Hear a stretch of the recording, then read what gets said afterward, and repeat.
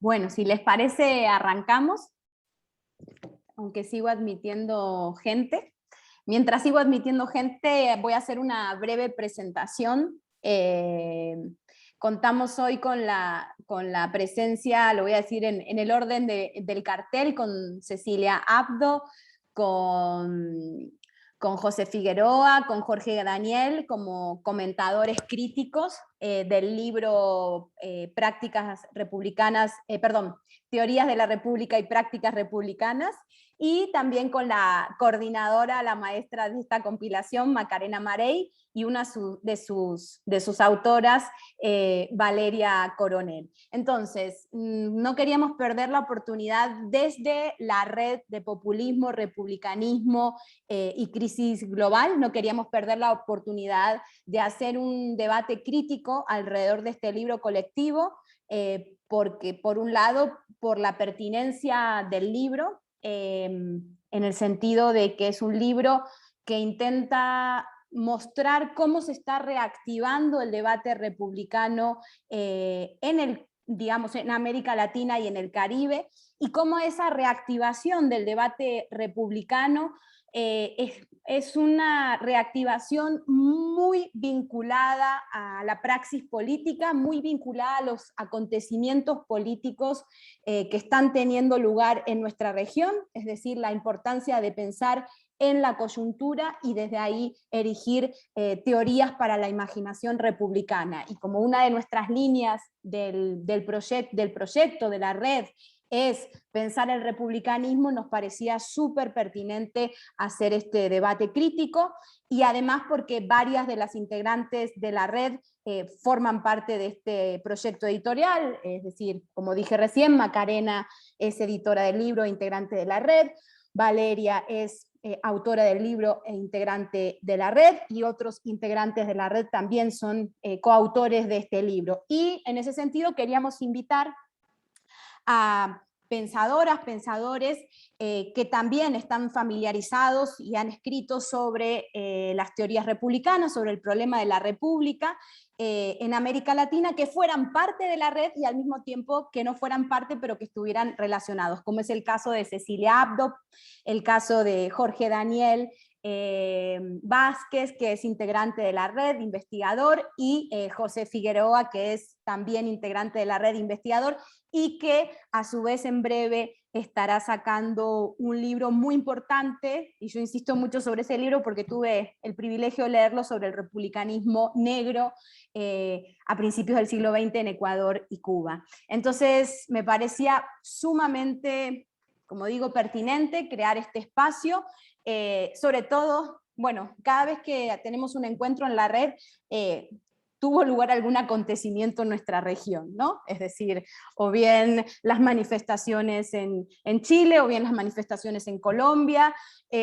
o bien las elecciones en Perú, y ahora estamos con las protestas en Cuba, y con todo lo que ello implica a pensar para lo que es el pensamiento progresista de la región, todo lo que se juega en esas protestas y en ese escenario cubano. Así que siempre estamos atravesadas por un sacudón de la región que obliga incluso este hasta probablemente la ponencia que una tenía pensada para desarrollar en el debate.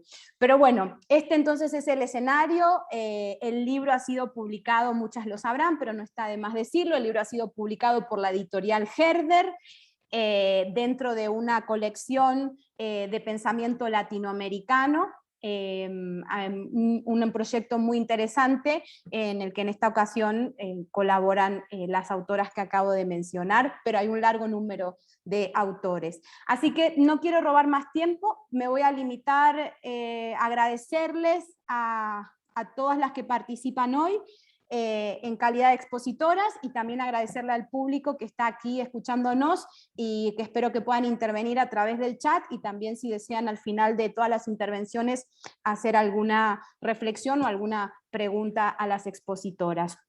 Estoy usando el femenino hoy de manera deliberada, no sé por qué, a veces uso el inclusivo, a veces los mezclo, a veces incluso uso el masculino, pero bueno, hoy se me dio usar el el femenino. Debe ser por una rabieta que tengo relacionada con un concurso por ahí. Pero bueno, entonces, si les parece, le vamos a dar la palabra primero a los expositores. En este caso tenemos el gusto de contar con la presencia de Cecilia Abdo. En este caso, Cecilia, corregime, tú eres profesora en la Universidad de Buenos Aires. En la UBA, sí. E Y en la investigadora Universidad Nacional de las Artes e investigadora del CONICET, sí. Investigadora del CONICET, exactamente. No, ¿Se me escucha bien con esto? Perfecto. Genial. Perfecto. Así que nada, le damos la palabra entonces a Cecilia para que arranque, para que rompa el hielo en este encuentro crítico de hoy. Bueno, muchas gracias, Luciana. Quería agradecer mucho a Macarena la invitación a presentar el libro. Y tengo algunos apuntes que los voy a mezclar con la oralidad. El libro entonces que presentamos se llama Teorías de la República y Prácticas Republicanas, está compilado por Macarena Marey y es editado por la editorial Gerda, que es una compilación de artículos, y los centrales que van más allá del título, Teorías de la República y Prácticas Republicanas, porque ese título parece pretender cierta inscripción en un campo, que es el de los estudios republicanos, pero los textos que se encuentran en el libro no solo son críticos a ese campo en general, sino que incluso dudan mucho de la pertinencia del republicanismo para un pensamiento emancipatorio, que es en algún sentido la pregunta común, ¿no?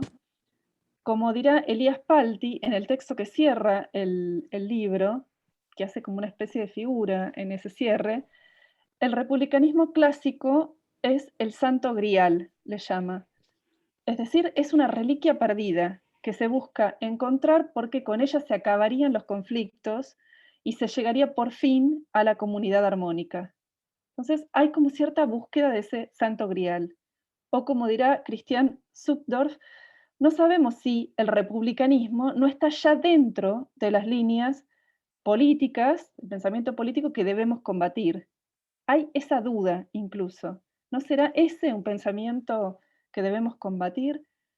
¿No será que no es casual que las nuevas derechas de nuestros países, pienso sobre todo en la Argentina, que encontraron en el republicanismo el acervo perfecto para preservar la base material, o sea, no tocar la propiedad y gritar por corrupción y populismo, ¿no será que tienen algo de razón? Entonces, el libro parece ser una revisión de las teorías de la República y en realidad es una crítica bastante clara de esas repúblicas, salvo algunos casos que voy desmentir el título, o sea, que este libro se trataría de teorías de la República para investigadores republicanos, es hospitalario absolutamente con quienes no trabajamos en esa tradición. Es un libro que abre a otros que no son investigadores del republicanismo, que tampoco lo quieren ser, y abre primero revisando críticamente todo el revival del republicanismo, sobre todo a Petit, en unas críticas muy fuertes al método individualista, formalista, ahistórico, deudor de la intencionalidad de la gente y de su concepción de libertad. Esto aparece en los textos de María Julia Bertomeu, María Victoria Costa y Elías Palti. Y también lo hace diseminando los usos del término republicanismo en América Latina, en los textos, por ejemplo, de Diego Fernández Peyo, etcétera, ¿no? Porque la pregunta que unifica el libro es si él o los republicanismos serían pertinentes para una lectura emancipadora en América Latina. Y las respuestas, reitero, son abiertas, son distintas, son hasta contradictorias. Y esa duda, ese no enamorarse del objeto, me parece lo mejor del texto y lo más hospitalario del texto. El libro, en ese sentido, es una puesta en discusión de lecturas de fuerte influencia anglosajona, como es el revival del republicanismo, pero lo hace desde filosofías políticas que están hechas en español. En ese sentido, como va a aparecer en el texto de Bertomeu, se acepta esa influencia, hay una influencia anglosajona, está bien, aceptamos el tema, y se la revisa desde un idioma que es negado para la filosofía, o que es menor, que es marginal, como es el español. Desde su carácter de periferia, el libro propone poner a discutir a investigadores que están produciendo ahora, mayormente jóvenes, en distintos lugares del continente americano. Y eso también es un gran plus del texto, la lectura o la puesta en conocimiento de pares que están en lugares desde donde no llegan muchos aportes. Pienso, por ejemplo, el caso de Cuba. Es decir, un aporte del libro es cambiar el sentido de la diseminación de las ideas, también de los Zooms que hemos tenido todos en este tiempo, no ya del centro a la periferia, sino entre las periferias. Y eso necesariamente cambia el sentido de las palabras centrales que hacen al republicanismo como tradición. Un caso claro es el uso de la palabra o los usos de la palabra libertad. Libertad, en el sentido de ausencia de dominación, tal como la pensara Petit, no alcanza para América Latina, tal como la pensara Petit, porque dado que los límites del método los llevan a encontrar una acción intencional como causa visible de la dominación, en América Latina quedarían fuera de la dominación, por ejemplo, las matrices coloniales, postcoloniales, que se critican acá en el texto de Luciana y Valeria Coronel, los patrones permanentes de racialización y jerarquización de la población, la presencia combinada de capitalismos financieros y economías de enclave, todo eso sería muy difícil encontrarle una acción intencional intersubjetiva. Y sin embargo, son dominaciones y afectan a la libertad. Entonces, ahí es que en el texto se recurre a otras tradiciones, por ejemplo, los socialismos, para combinar con el republicanismo y a cierta relectura de Marx que tampoco alcanza en los textos de Bertomeu, que ya cité, y de Christian Zuckdorf. En el caso de Christian, en el concepto de síntesis social. El libro combina también aproximaciones que son más empiristas, como las de Ailín Torres Santana, con aproximaciones que son más teóricas y de revisión de la historia de las ideas, como los textos de Gabriela Rodríguez Rial y Eugenia Matei. Pero en general son combinaciones de ambas, ninguno es exclusivamente teórico, exclusivamente empírico, ¿no? Sino que en general hay esta combinación, incluso hay cierto intento de otra escritura que no sea la escritura estrictamente del paper, ¿no? Creo que Macarena le llama ensayos al inicio del libro. Hay un par de textos que se desmarcan, sin embargo, de este hilo de duda que se teje sobre el republicanismo y su coherencia con la emancipación en América Latina. Los de Luciana y Valeria Coronel, que rescatan el republicanismo frente a la filosofía decolonial y también a ciertas tradiciones populistas, y dos que me parecieron muy, muy interesantes. El primero, el de Ailín Torres, que propone cruzar feminismos y republicanismos. Ese es un diálogo completamente trunco entre ambas tradiciones, está cortado, y ella cree que sería fructífero retomarlo o intentar un diálogo, una conversación, y empieza como a cruzar libertad e interdependencia en el caso de los feminismos. Y tiene como cierto anclaje empírico de rearmar a través de, sobre todo, informes de la CEPAL, etcétera, qué grado de dependencia económica tienen mujeres y cuerpos feminizados en América Latina, cuál es el nivel de deuda, cuál es el nivel de pobreza centrada en mujeres, la noción de cuidadanía como formas en las que la ciudadanía se vería llevada a ampliarse a través de trabajos de cuidado, que sean trabajos de cuidados sociales. A partir de que el texto se empieza como a desarrollar en ese entrar en los feminismos, y criticar la alusión a que la división sexual es una división prepolítica en algunos de los textos de los republicanismos, ella llega a la conclusión esta de que debiera intentarse una conversación, pero el aporte en el texto queda mayormente del lado de los feminismos. Entonces, no está claro cuál sería el aporte del republicanismo a ese feminismo. Ese es un texto muy logrado porque es un texto que intenta rescatarlo como aporte y a partir de la glosa vuelve a parecer como una posición normativa, ¿no? Y es un muy buen texto. El otro texto que me interesó mucho, todos me interesaron mucho, pero este realmente para mí fue una novedad, que es el de Julio César Guanche, porque, como digo, es bastante difícil encontrar, por lo menos para mí, encontrar textos de cubanes que estén escribiendo sobre Cuba en este contexto. En este contexto le agregó interés. Y lo que hace es revisar el constitucionalismo cubano y las presencias o ausencias de las, sí, puestas en subrayado y las invisibilizaciones de la noción de república en ese constitucionalismo. El republicanismo, en este texto, creo que es en el que más claro aparece esto en el libro. El republicanismo aparece como una posibilidad de dar aire a una tradición agotada dentro del constitucionalismo y de la práctica cubana, como sería la del marxismo-leninismo. O sea, el republicanismo casi aparece como aporte en el sistema social cubano. Y me atrevería a pensar que es el único texto donde esto claramente aparece, el republicanismo como salida, como innovación a una tradición agotada.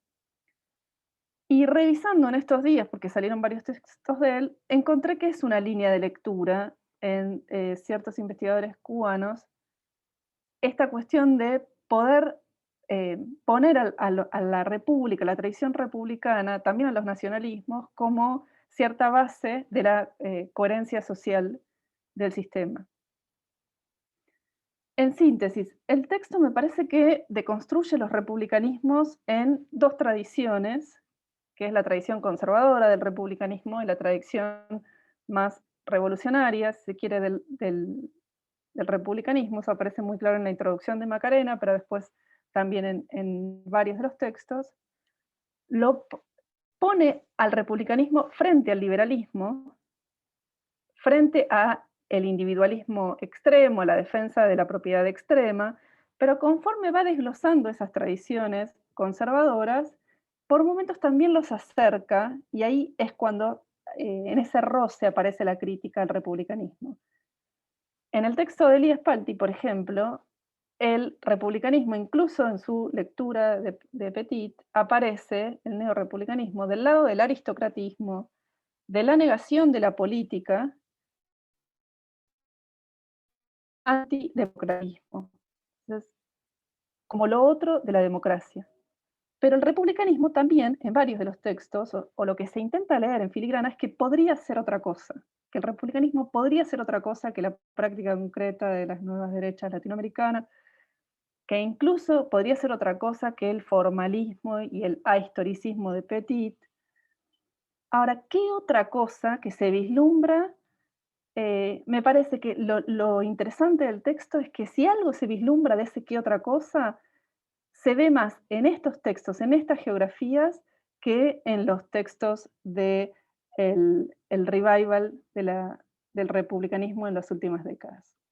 Eso. Bueno, y el libro me gustó muchísimo. Muchísimas gracias por la invitación. Vale, muchas gracias por tus reflexiones, Cecilia. Si les parece, le damos la palabra a Jorge Daniel Vázquez. Él está afiliado a la Universidad de Massachusetts. Él es investigador allí. También eres profesor de la Universidad Católica de Ecuador, o ya eso es un error. Ah, vale. Bueno, nada, es un gusto tenerte aquí, Jorge Daniel, que también eres parte de la red, así que te damos la palabra. Bueno, muchas gracias por la invitación de Luciana, generosa invitación a participar en este evento, y felicitaciones a Macarena por la edición del libro y a los autores que estén por ahí. Yo hice una aproximación al texto desde digamos, desde una lectura que trata de encontrar, digamos, algunos ejes que podrían servir para llevar esta reflexión sobre el republicanismo a algunos debates que particularmente yo encuentro que tienen interés entre los estudiantes con los que interactúo, entre colegas con los que converso, ¿no? Y en ese sentido, entonces, involucrarlo con este contexto. Esto por dos razones. La primera es porque no soy un estudioso del tema del republicanismo, es decir, aprendí mucho leyendo el libro, compré otros cuantos, y ahora entonces tengo como una agenda en ese sentido. Pero aunque por supuesto la introducción al libro de Macarena es muy útil e importante, yo quisiera hacer como una lectura un poco más apropiada de esos debates, valiéndome de esa introducción y la revisión de los capítulos, ¿no? Entonces yo voy a proponer 4 ejes desde los cuales, que creo yo que son ejes de discusión que podrían, a los que este libro contribuye significativamente, ¿no?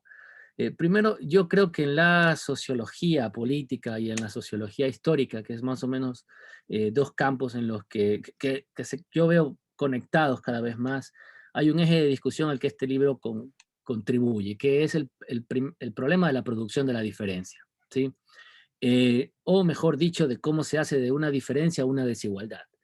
Y cómo puede encontrarse en los legados republicanos, especialmente en los republicanismos plebeyos que se refieren a algunos capítulos del libro, una forma de denunciar este mecanismo, digamos, que no solamente opera a través de las políticas culturales o de la gestión, digamos, de las poblaciones, sino que también opera en la academia y ha operado en la academia y en la elaboración de textos de contenido, digamos, normativo incluso, ¿no?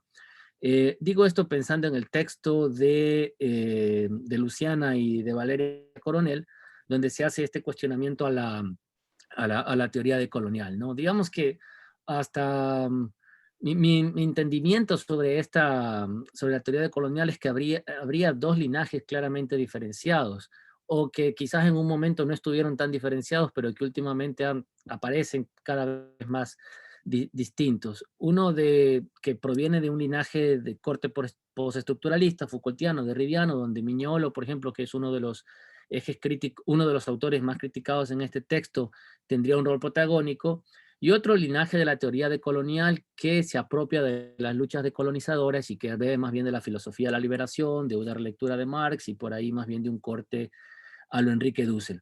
Es cierto que el trabajo de Mignolo trató de subsumir en el proyecto, vamos a decir, neoesencialista, esta tradición a fin de borrarla, pero quizás, digamos, esa distinción podría en algún momento estar presente. No obstante, yo encuentro que es como que este texto resuena también con lo que dice Guanché en su texto sobre Cuba, planteando la lectura, digamos, por lo menos del republicanismo de José Martí y de la Primera República Cubana, en tanto la manera como también ese proyecto de nación que se dijo mestizo devino inicialmente un etos nacional racializado, ¿sí? Donde también había una producción de diferencias, pero precisamente para justificar proyectos de desigualdad. Me parece que este es un debate importante al que contribuye este libro, es decir, no solamente lo que denuncian bien Luciana y Valeria sobre la manera en que esta suerte de otredad radical de corte levinasiano, digamos, y otras relecturas de esos años permitirían pensar esta diferencia como irreductible, como un espacio insalvable, ¿no?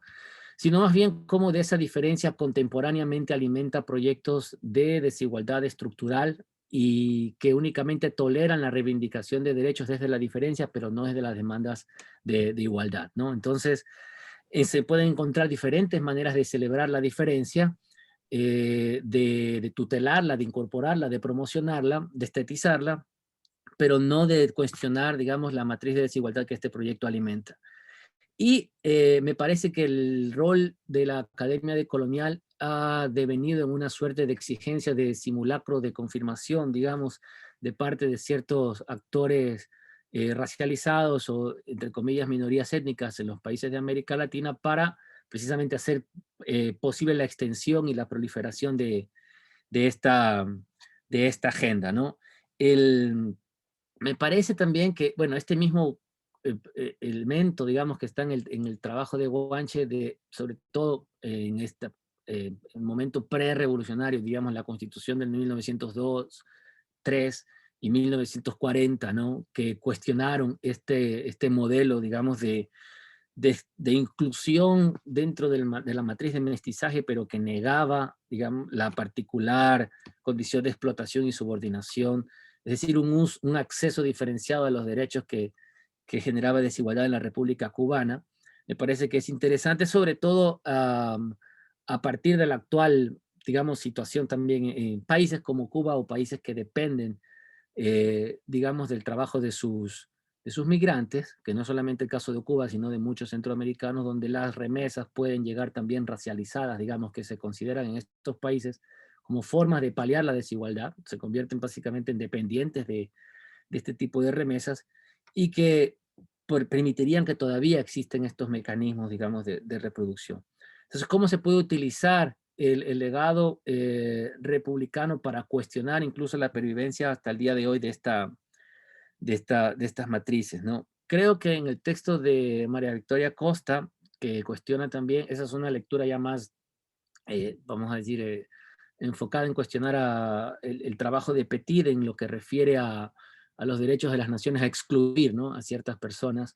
Me parece que también podría incorporarse en esa reflexión que ella sugiere esta exclusión basada en una diferencia, es decir, la exclusión de los migrantes a gozar de los mismos derechos que los ciudadanos, ni siquiera los mismos derechos, sino la misma posibilidad de estatus como ser, digamos, humano, eh, está acompañada también de una construcción, de una diferencia del inmigrante, ¿no? Pues, como todos sabemos, como violento, como amenaza, como eje desestabilizador, etc. Y al interior de las poblaciones. O sea, me parece que varios capítulos de este libro, estos 3, por decir un ejemplo, permiten entender, ¿sí?, esta manera en que no solamente hay que tratar de lidiar con la manera en que las diferencias se gestionan, sino cómo son producidas desde proyectos, vamos a decir, excluyentes y actualmente también neoliberales. Otro eje de discusión en el que creo que este libro puede contribuir, y de hecho pues yo lo leí más o menos en esa clave, es la disputa entre digamos, la privatización del Estado y la politización de los espacios privados, ¿sí? Es decir, un mecanismo que, por ejemplo, describe Laura Quintana en la primera parte de su trabajo, de cómo cada vez más estos proyectos de dependencia de organismos internacionales, la poca capacidad, digamos, de interpelación que pueden tener las clases dirigentes de los estados ante el capital transnacional, me parece a mí que podrían también caber de esta voluntad, digamos, de los ejes articuladores de la geopolítica a nivel global, de la privatización de los estados, es decir, de hacer de los estados una maquinaria de interés privado. La judicialización de la política, por ejemplo, puede ser una forma de privatización de estas herramientas que surgen, digamos, en el seno del Estado. Y entonces, a partir de esa, digamos, de esta problematización, tratar de ver de qué manera esta suerte del ideal de libertad republicana contribuye y alimenta la politización de espacios privados desde los cuales se puede confrontar esta privatización del Estado, ¿sí? Es decir, demandando, por un lado, digamos, el rol mediador del Estado, por ejemplo, para, como señala Aileen, ¿no?, reconocer la dependencia agravada de las mujeres, reconocer la violencia machista, la violencia femicida en América Latina, entra en los hogares a través de la politización de la familia como un problema público, por ejemplo, ¿no? Es decir, hay un eje que me parece de contrastación que se abre con el trabajo de Aileen Torres y que empata, a mi juicio, también con la reflexión que hace Ortiz sobre republicanismo y ley, ¿no? Es decir, la manera como se puede pensar la institución, digamos, de la ley, también como forma, digamos, de libertad republicana en estos espacios privados para inducir su politización ante proyectos que buscan la privatización, ya no solo de los espacios domésticos, sino únicamente la privatización del Estado como un aparato. Entonces, ese es como un punto que también habría que pensar, y me parece muy sugerente, digamos, y me parece que hay una suerte de invitación al debate cuando Laura Quintana también se refiere a las posibilidades de un republicanismo plebeyo estadocéntrico, ¿no? O sea, me parece que ahí hay una invitación eh, bastante clara, digamos, a Eduardo Rinés y a Luciana Valeria, etcétera, en discutir cuál es precisamente el rol de estas formas de apropiación, digamos, popular, eh, autónoma de algunos colectivos de esos derechos que también son conquistas populares, ¿no? Entonces, el origen popular de los derechos precisamente no podría contradecir que haya sectores o colectivos que se apropien de esos, incluso para cuestionar y interpelar al Estado en un modelo de incorporación, digamos, que podría sentirse como vertical, ¿no? Está claro que los gobiernos progresistas permiten, digamos, la vía, o estarían, digamos, por naturaleza abocados a abrir la vía democrática a ese tipo de diálogo, ¿no? Eso podría también pensarse en el caso de lo que estamos viendo sobre Cuba a partir del día domingo, ¿no? Digamos, donde está esta disputa entre esta retórica sobre los contrarrevolucionarios, los revolucionarios confundidos, ¿no? Cuando más bien podría más bien esperarse esta suerte de apertura. El otro eje que me parece que puede ser, que es, a mi juicio, ¿no? Pero puede ser un lugar en el cual este libro contribuye bastante significativamente, es un eje del debate entre digamos, la inversión de los sentidos en la historia política, ¿no? Bueno, de las naciones, de las repúblicas, pero también, digamos, de las sociedades en general.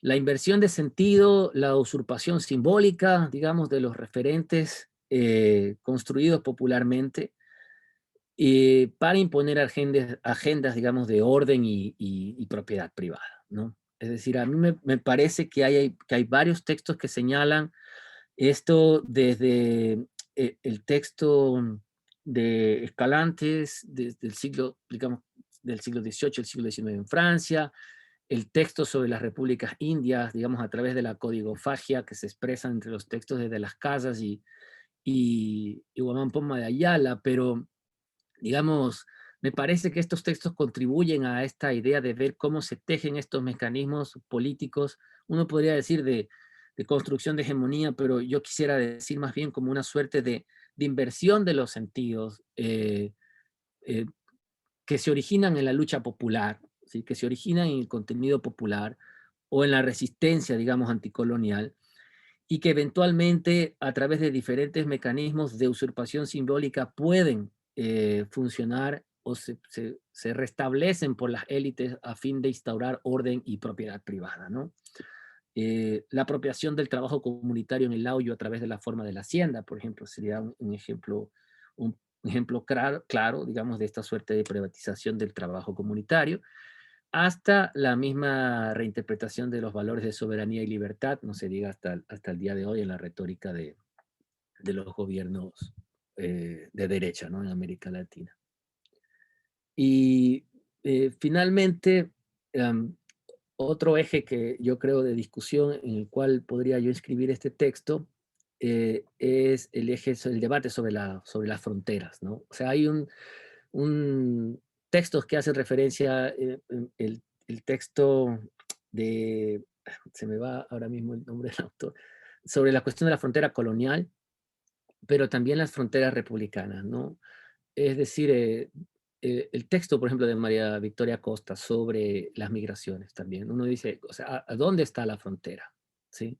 Es decir, la frontera ya no es más un espacio, digamos, que delimita dos regiones, sino que la frontera es ese espacio, digamos, hipersecuritario en algunos lugares, donde están agentes armados estableciendo esas fronteras, pero esa frontera en las redes, por ejemplo, antimigrantes, en las operaciones de deportación que se llaman, o sea, muy descriptivamente, Operación Escoba, Operación Barrido, Operación Captura, Operación Limpieza, ¿no?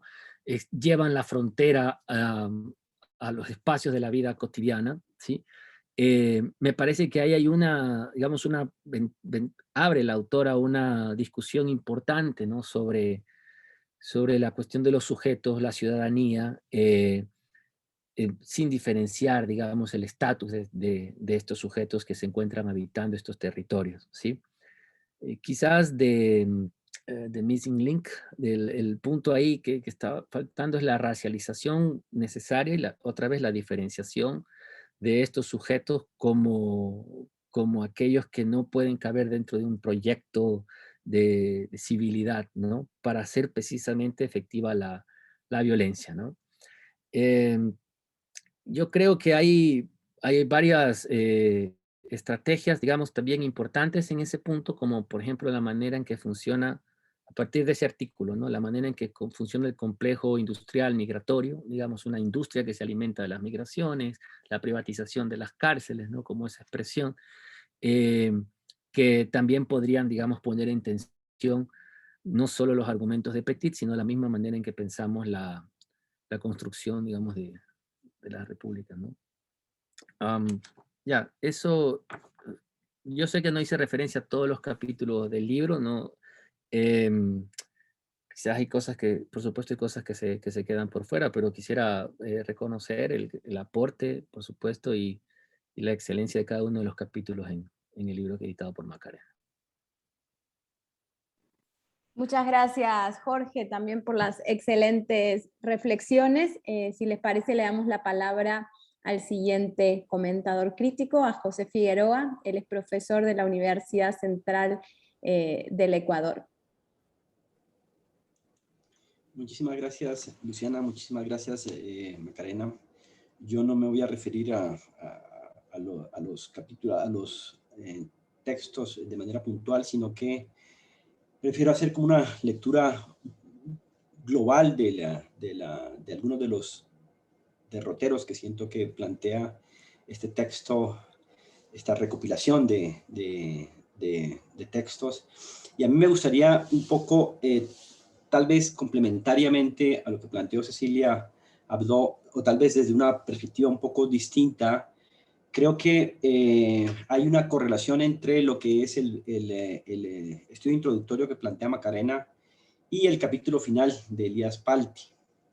Efectivamente, Elías Palti en el capítulo final plantea incluso de forma un poco irónica hasta la posibilidad, digamos, de hacer una especie de esencialismo del tema republicano, hasta el punto en que lo ubicaríamos republicanismos neolíticos. Y me parece que lo que hace Macarena en su introducción y siguiendo, creo yo, justamente una tradición republicana, Bertomeu creo que es bastante clara en eso, es un poco tratar de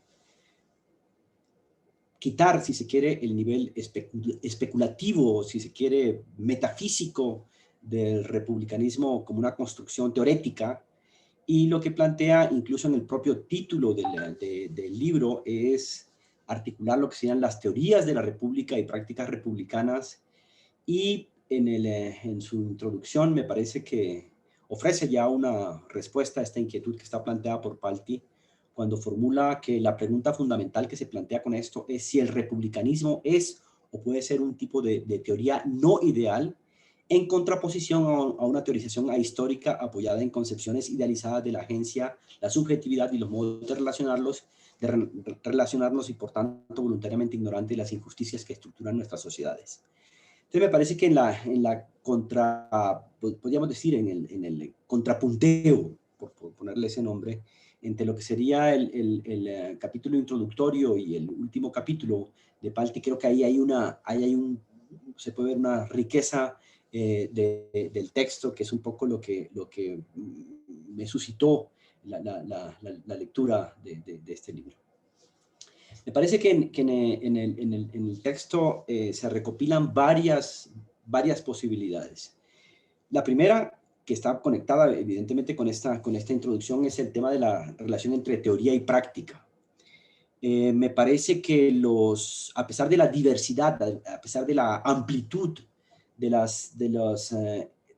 los casos que se analizan en el texto, todos de una u otra forma, o bien se articulan en debates específicos de las comunidades políticas, o bien interpelan directamente hacia una actitud política y ética, si se quiere. Entonces, me parece que esta es una característica, yo diría, de todos los artículos, es entonces esto de estar tratando de articular lo que sería el nivel de las, digamos, más especulativo, si se quiere, más filosófico, con ese nivel práctico. Entonces, esa conexión me parece a mí que resalta en los distintos trabajos.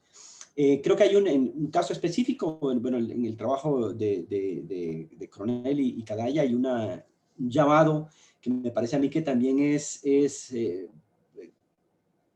si se quiere, central al tema republicano, que es a la recuperación del archivo, porque me parece que realmente las disputas que se colocan desde el republicanismo no surgen sino efectivamente desde esa experiencia y volver realmente a las fuentes, y creo que este es un llamado que está ahí de manera latente. Y cuando pienso en el tema del archivo, no solamente estoy pensando en las acciones que los sectores subalternizados hacen para participar de la comunidad más amplia, la comunidad política más amplia, sino también, y eso es un tema interesantísimo en algunos sobre todo en un artículo al que quiero referir ahora, el tema de cómo, por ejemplo, los intelectuales que han estado marginados de las prácticas republicanas, efectivamente los subalternizados sí reflexionan sobre la realidad en la que están ubicados. Me parece a mí que también en estos textos, y esto creo que es una contribución interesante del republicanismo en general, y creo que es una conexión muy fuerte, de hecho, que tiene con el marxismo, es revisar las relaciones entre pasado, presente e incluso avisorar algunos escenarios de futuro. Me parece que las referencias que hay hacia el contexto renacentista, el origen de la modernidad política, en sus conexiones, por ejemplo, bien sea con los debates en torno al valor de la república en el contexto de Grecia y Roma, no son referencias eruditas, sino que realmente intentan trazar esa especie de genealogía, esa especie de búsqueda de temas que son centrales en el debate republicano en distintos momentos históricos, sin caer necesariamente en esto que Elías Palti llamaría esta especie de esencialización por su generalización temporal.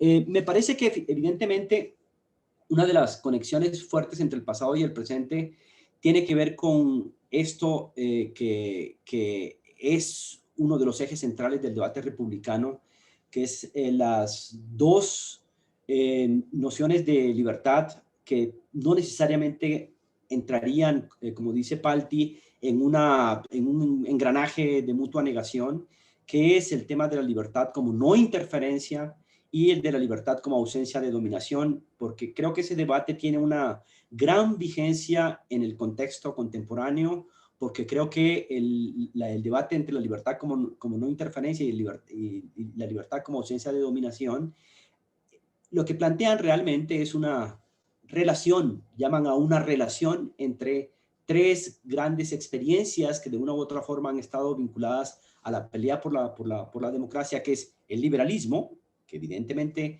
entiende la libertad como no interferencia, y de ahí varios de los límites que tiene como doctrina, incluso esta especie de hiperindividualización en la que termina cayendo, lo cual tiene una conexión además con problemas contemporáneos muy fuerte, pero también no solamente es el liberalismo, sino también el republicanismo y el socialismo, porque hay que establecer las continuidades y discontinuidades que existen entre estos tres campos, digamos, de experiencia política. Y me parece que lo que plantea, digamos, el republicanismo popular, el republicanismo más de carácter subalterno, se siente un poco más convocado, se siente más seducido, si se quiere, por esta comprensión de la libertad como una ausencia de dominación. Pero curiosamente, cuando se habla de libertad como ausencia de dominación, inmediatamente entendemos entonces que hay por un lado el tema del el reconocimiento del conflicto, ¿sí?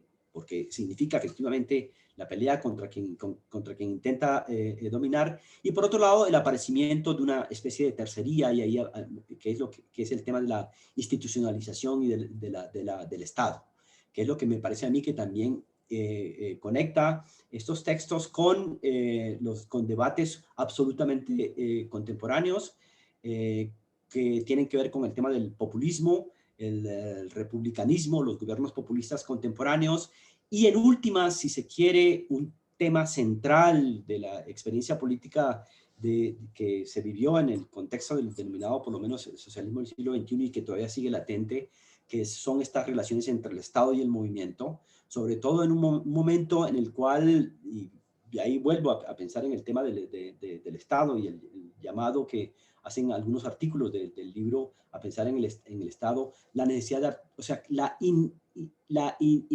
ineludible vínculo que existe entre Estado y movimientos, y lo que se busca es entonces la garantía de las libertades. Como saben, digamos, dentro del concepto bastante generalizado en el neoliberalismo de libertad como no interferencia, esto ha sido algo que también ha pegado muchísimo en el contexto de los movimientos sociales, y la libertad como no interferencia ha permitido incluso que aparezcan grandes movimientos intelectuales, muchos vinculados a las oleadas postmodernas, que identifican toda acción estatal como una acción de interferencia y de violentación de la libertad, haciendo una cosa muy curiosa, que muchos de los movimientos sociales, digamos, del último tiempo, justamente del espacio, digamos, post caída del muro de Berlín, muchos de estos movimientos en realidad coinciden mucho más con el liberalismo que con el republicanismo. Entonces ahí me parece que por eso es importante este texto, que también da luces un poco para ir reflexionando sobre la relación entre Estado y movimiento. Pero también vinculado directamente con esto está el tema del institucionalismo y la ley. Creo que hay unas contribuciones muy interesantes en el texto para pensar sobre la necesidad de encontrar realmente el tema de la ley y de la institucionalización en un contexto en el cual eso disputa realmente la ausencia de la ley, la ausencia de la institucionalización o de un determinado tipo de institucionalización, o más bien la construcción de un determinado tipo de ley, que es también uno de los temas actuales que me parece que lleva a reflexionar. Cuando se habla del tema de la institucionalización vinculado con el tema del Estado, o el tema de la ley, del derecho, como una especie de intermediación en el cual la voluntad general de una u otra forma se va expresando en estas leyes, nos encontramos hoy, por el contrario, que hay una sistemática destrucción de las instituciones, por lo menos entendidas en el sentido modernista. Hay una nueva categoría de institucionalidad que viene atravesada directamente por la construcción del poder, que son el poder, por ejemplo, transnacional, y incluso el debilitamiento de la ley entendida como en relación con el Estado Nacional, y el aparecimiento de nuevas normativas y nuevas leyes que están directamente vinculadas con esos intereses de carácter transnacional. Entonces, a mí me parece que las reflexiones que se plantean en el texto también sobre el tema de relación entre institucionalidad y ley, creo que tienen una gran vigencia para la contemporaneidad. Creo que también es interesante en varios de los artículos que hacen pensar la necesidad, por un lado, del conflicto. El conflicto es algo que es constitutivo de la comunidad política, y es además necesario reconocerlo, e incluso para el reconocimiento de la propia ley.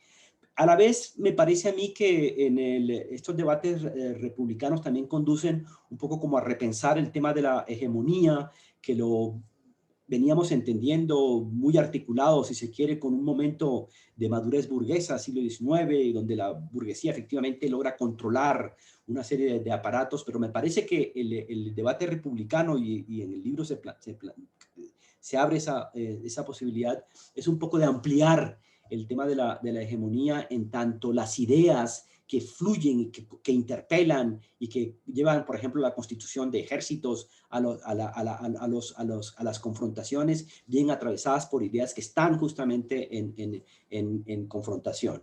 Entonces, me parece eso que nos permitiría, o sea, a mí me ofrece la posibilidad de ser un poquito más extensivo con respecto a la posibilidad de la hegemonía. Estoy pensando gramscianamente, que es lo que sería la construcción de unos modelos alternativos, porque efectivamente nos encontramos con que existe un gran legado, un gran capital acumulado de ideas que apuntan efectivamente no solamente a la libertad, sino también a una libertad como ausencia de dominación y con un carácter fuertemente popular. Me parece, y quisiera un poco terminar, y yo creo que hay un texto que de Diego Fernández, de las Repúblicas Indias al republicanismo mestizo, de Guamampoma de Ayala y las Casas. Yo creo que ahí hay si bien el texto no tiene no introduce necesariamente el tema de la racialización, etcétera, me parece que este texto permite como reconceptualizar esta noción de centro y periferia y volver a colocar a los intelectuales de los pueblos y nacionalidades en el centro. Es decir,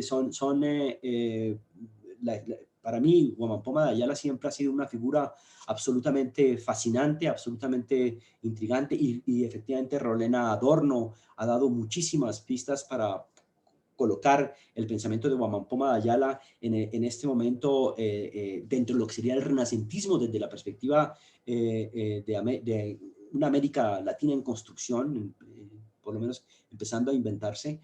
Y creo que es absolutamente interesante pensar a Guamampoma de Ayala como un pensador radical, renacentista, que reconsidera la historia y le plantea al aparato colonial que los indígenas tenían todos los instrumentos para ser realmente naciones autónomas y podían pensarse en el modelo de doble república. Y eso me parece a mí que es supremamente interesante porque rompe todo ese tema de lo que es la periferización de la otredad, y lo que va haciendo es colocar nuevamente estos sectores marginales en el centro. Entonces, me parece que esos son algunos de los ejes que hacen reflexionar el texto, y creo que es un texto con una gran vigencia y con como le digo, una gran conexión entre lo que sería el nivel de la reflexión más teórica con sus implicaciones políticas. Eso, gracias. Muchas gracias, José, también por las lúcidas reflexiones alrededor del libro. Si le parece, ahora le vamos a dar la palabra a la coordinadora y a una de las autoras, por si quieren hacer una intervención propia o también quieren, digamos, responder o compartir algunos de los comentarios que han hecho las compañeras recién. Macarena me dijo que estaba sin la cámara porque la conexión estaba inestable, pero bueno, al menos aparecerá su voz. Así que le damos la palabra a Macarena Marey, editora del libro, y ella es profesora en la Universidad de Buenos Aires y también investigadora del CONICET. Bueno, ahí más o menos volvió a estabilizarse la conexión, pero si ven que aparece una imagen es porque me funciona mal, sí. Bueno, antes que nada, gracias Luciana por toda tu generosidad de siempre, que es una generosidad intelectual y militante y de apoyo sororo constante. Y yo no quiero decir mucho, solamente agradecerles las lecturas, y me alegra muchísimo constatar que el libro está vivo, porque las 3 lecturas que presentaron ustedes fueron divergentes y se notó esa producción de ustedes de pensamiento a partir del libro como una materia para la reflexión, y eso era un poco lo que yo quería hacer cuando llamé a estas personas, para estas compañeras y compañeros, para que escribieran un texto. Puedo, si quieren, reponer brevemente algunas de las motivaciones que tuve para ponerme a hacer la compilación. Mi preocupación filosófica básica en el último tiempo es la participación política efectiva, con énfasis en la efectividad de esa participación política. Y me parece un eje interesante porque va desde la estatalidad hasta la participación de una persona históricamente excluida de ella, pasando por los movimientos y los partidos políticos. Entonces me parece que es un eje conceptual que toca varios puntos. Y la conexión entre republicanismo y participación política es una conexión conceptual que está en la historia de las reflexiones sobre la república. Eso fue la cuestión intelectual de mi profesión como investigadora, pero lo que me motivó finalmente a hacerlo fue notar qué moviliza la palabra república y los conceptos asociados a república en mi propio contexto político, que es la Argentina. Y constatar que esa movilización no es absolutamente arbitraria, sino que está basada también en ciertas lecturas intelectuales sobre la historia de la República y sobre la producción filosófica, política, sociológica, de teoría política en torno a la tradición republicana.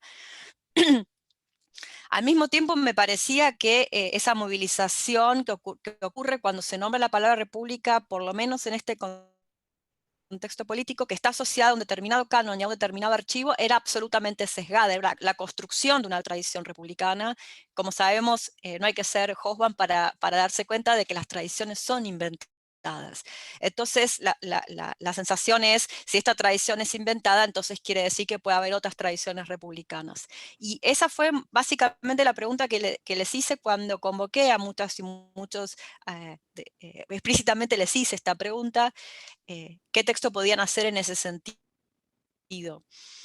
Y otra motivación era no producir una especie de manual para decirle a la gente lo que tienen que pensar, qué es la república, sino precisamente abrir esas cuestiones que bien notó Cecilia y que fueron remarcando también los compañeros en sus exposiciones, que es un libro que me interesaba que hiciera más preguntas que las que contestara, y sobre todo que hiciera las preguntas que no se estaban haciendo en ese momento, cuando está toda la academia concentrada en ciertas discusiones. Hacer una pregunta nueva es hacer mirar hacia otro lado y que dejemos de estar enfrascadas ensimismadas sobre una academia que solamente se lee a sí misma de una manera muy acotada y entre pocas personas. O sea que mi intención fue antidogmática en este sentido, motivada por la idea de que se puede inventar otra tradición republicana. Y la respuesta es, claro, siempre va a ser crítica, porque me parecía más valioso llamar a esas voces que son críticas de esa tradición y pensar qué tipo de republicanismo puede emerger una vez que ha sido cribado por todas esas posiciones críticas. Y acá entiendo por crítica no el momento negativo, sino el momento creativo de pensar en un concepto o en un contexto de una manera determinada. Y la disputa por el sentido, que siempre tiene que estar, siempre está, pero saber que siempre tiene que estar en una militancia que se hace desde la academia y que se hace desde la teoría, me pareció de lo más interesante. Creo que Valeria y Luciana consiguieron mucho de esto en su texto, y mucho más no puedo decir en esta presentación, porque no quiero yo robar el espacio, y prefiero darle el espacio a ustedes que lo leyeron, y ahora a Valeria, que con Luciana escribió uno de los capítulos de los que estuvieron hablando hoy acá. Muchas gracias. Buenísimo, Macarena. No, sigue hablando, así que retoma la palabra. Tomemos la palabra. Bueno, le damos ahora la palabra a Valeria Coronel, una de las autoras de del libro. Así que ella es profesora en Flaxo, Ecuador, y coordinadora del área andina de CALAS Andes.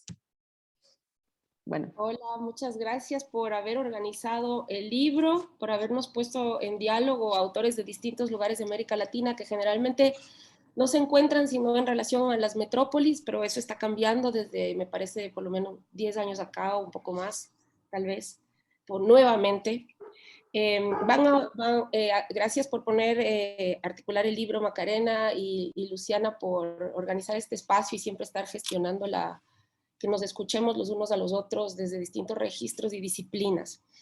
Me van a escuchar una interpretación que tengo, que se va construyendo en el camino, porque creo que en realidad no tenemos una aproximación al republicanismo como marco conceptual disciplinario y ni siquiera como tradición en el discurso político, sino que se va convirtiendo en un método de acción e intervención secular, tanto de interpretación del discurso como de acción. De alguna manera, el republicanismo tiene una magia que es sobre la que quiero hablar y que creo que es la que nos cita, que es la magia de volver a poner frente a frente a la filosofía y a la historia. ¿Sí? Y con esto me estoy remitiendo a un asunto que estamos procesando dentro de esta discusión hoy, y que creo que es la que nos ha permitido construir también un libro en el que están hablando filósofos que reconstruyen el sentido de los conceptos y las genealogías o el canon en el que se produce la polémica, la intertextualidad en el campo intelectual, pero no pueden desubicarle de la noción de la virtud como ejercicio práctico transformador de la realidad, no tanto porque tiene las mejores ideas del republicanismo, sino porque solo se entiende, como bien lo plantea Domenech y María Julia Bertomeu, como en el sentido de que el republicanismo, perdón, se me cerró mis anotaciones aquí, en el sentido de que el republicanismo debe inscribirse dentro de la larga corriente democrática, sí en el mundo antiguo, sí en el romanticismo, en el siglo XIX, en el siglo XX, en el socialismo, y tal vez en la lucha contra el neoliberalismo contemporáneo, que combate a la gran corriente y a la larga corriente del imperialismo, ¿sí? Que por su parte tiene como uno de los mayores tácticas, estrategias y dispositivos, precisamente no el renunciar a las buenas ideas y a las nociones de una igualdad incluso natural o esencial, o a la idea de un orden prístino, sino que lo que hace como dispositivo fundamental es llevarlo solo al plano metafísico y divorciarlo del mundo de lo secular.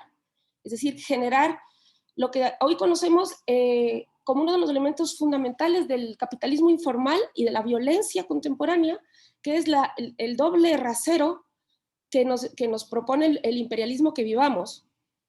Y eso lo notó en su genealogía de la democracia y el imperialismo Domenech con mucha precisión, que es vivir la injusticia como forma social y la felicidad como forma ideal, vivir en el doble rasero del estado informal, de la convivencia entre lo religioso y la barbarie de un mercado no regulado, no acompañado de ni instituciones ni crítica política. Voy a resumir y retomar para poder plantear algunos puntos que quería proponer al diálogo ahora.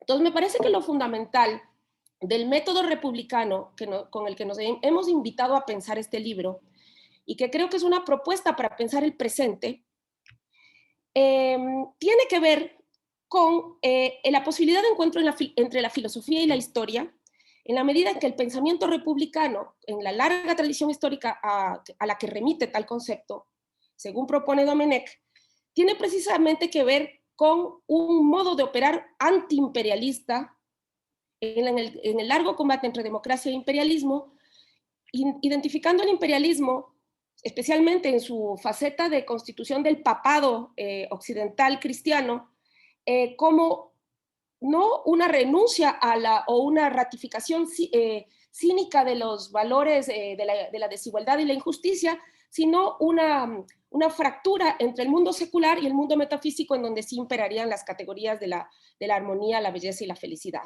post-mortem.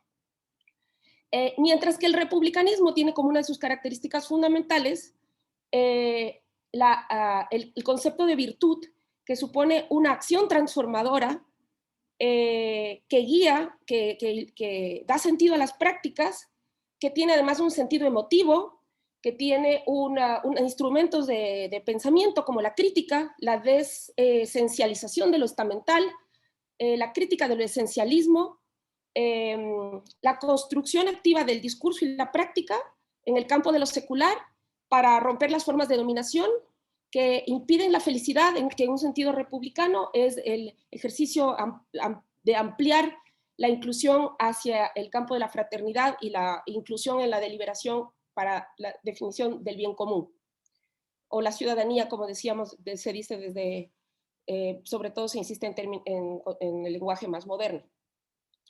Este ejercicio republicano del discurso al que nos convoca, porque no solo estamos analizando el republicanismo, estamos tratando de conectar historia y filosofía, a pesar de haber, conectar historia y filosofía creo que es algo que estamos haciendo de manera telúrica, como es el presente, no es porque esté en México, pero creo que el presente es un presente telúrico, en el sentido en el que se conjugan, no me gusta la palabra múltiples crisis, pero tiene una metáfora geológica, porque hay varios procesos históricos, como el humanismo, que tiene mucho más largo aliento que el estado de bienestar, pero ambos se encuentran en crisis en el presente. Está en crisis el humanismo, que proviene, qué sé yo, del Renacimiento italiano, si quieren, o el estado de bienestar, que tiene múltiples rutas de constitución, y hoy en crisis la noción que era parte del discurso del común, de que la igualdad era deseable, se entra en una crisis por discursos que asientan la naturaleza, el carácter natural de la desigualdad y lo deseable de la desigualdad. Hay una serie de crisis de lo que entendemos como la modernidad, pero la modernidad tiene múltiples tiempos en su formación y múltiples corrientes.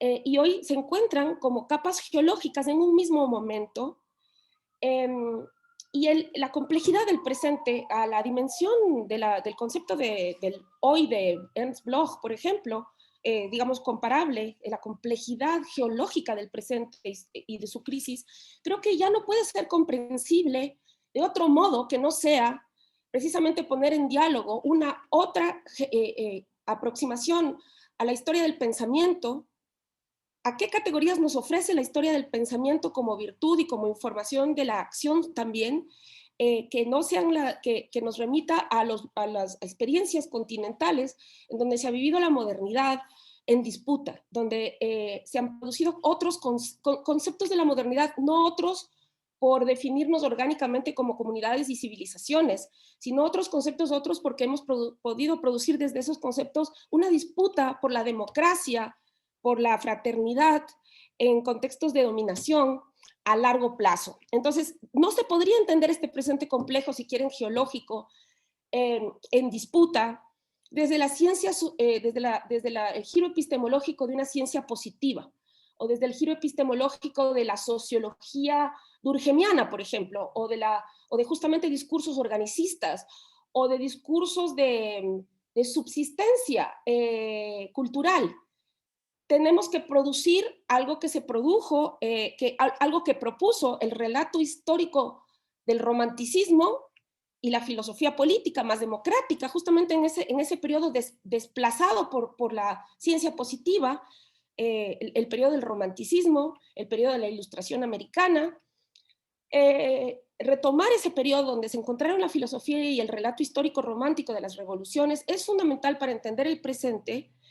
Y ya no nos sirven las herramientas de la ciencia positiva, e incluso me parece que el posmodernismo de alguna manera intentó hacer una renovación de la ciencia positiva, generando una especie de propuesta, como trabajamos en el artículo con Luciana, una propuesta de organicismo que nos salve culturalmente de la barbarie del capitalismo, que es una especie de retomar las etnologías imperialistas. La etnología imperialista no nos sirve la otredad, no nos sirve la noción de sociedad orgánica, no nos sirve el conservadurismo, la tradición, nos sirve una articulación que precisamente hace la larga corriente que se renueva cíclicamente del republicanismo, que permite poner en diálogo la filosofía y el relato histórico de la revolución. Yo quisiera mencionar algunas características, o sea, yo tenía preparado algunas cosas, solamente voy a mencionar lo que tenía que preparado, pero no lo voy a trabajar todo. Me parece clave entender en el esfuerzo que estamos ahorita emprendiendo para poner en diálogo la filosofía con el relato histórico más clásico. Me parece clave desentrañar cómo fue que las ciencias